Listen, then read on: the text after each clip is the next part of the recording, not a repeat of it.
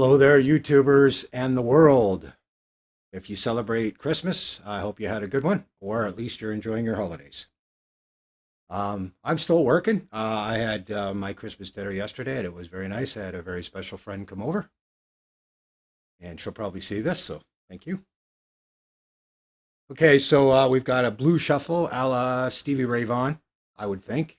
Something along those lines. I'm playing on the neck pickup. Um, it's in A, and it's not that that's the only key that I can play in.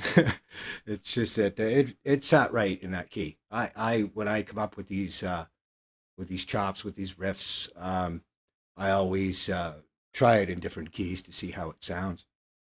Now this is just a rhythm, so it's not very predominant in the mix, but it's loud enough. I like the bass line. I think I put down a nice walking bass line. This is it's we're basically just utilizing some seventh chords, A minor seven.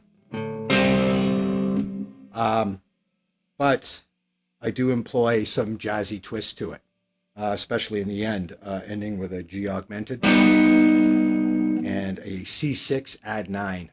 You could actually call that chord many things, but that's predominantly what it is. I think it's actually got kind of a Stray Cats feel to it too. I am a Brian Setzer fan. I think he's an excellent guitar player. So you're utilizing the blues scale of the A and D and E here. Actually, in E, we're going more toward E minor. But instead of using an A major twist to start off, we're using a minor. So the A minor 7, so 5th fret, and then an upstroke on the, so it would essentially be A minor 7. However, I just play it like this because you are going to have to hit the C on the 8th fret on the E string. So it's basically, so it's, and then hammer on. Last video I discussed the blues scales, which in this case for A is. So this is a cool riff, but it also gets you to play scales while you're playing rhythm. So it's lead lines intermixed with your typical rhythm, just triads, just seventh triads.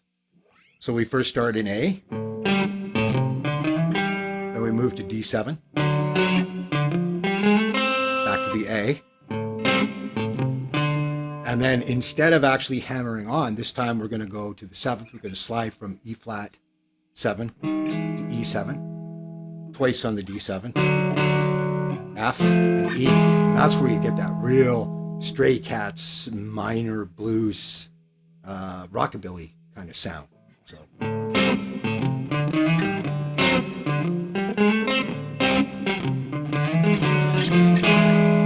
And then do a little glitch.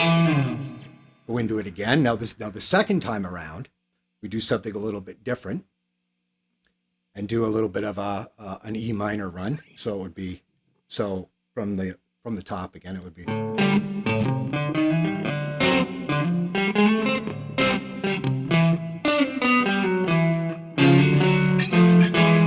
Now, this is where we get a little slightly jazzy by doing a slide from a C sharp 7 to a D7. Now, for in A minor, it sounds a little bit weird, but if you listen, if you look at the fact that C sharp is a major third in the key of A, it will work. And we're also coming from the E, so we get a cool little leading tone as a result. So we go.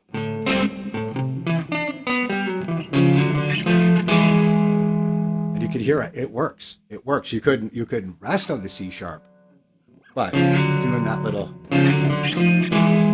it works.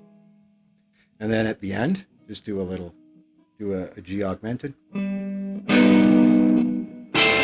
you listen to, now the augmented, what that is a raised 5th of the major scale. So if we look at G major would go like so.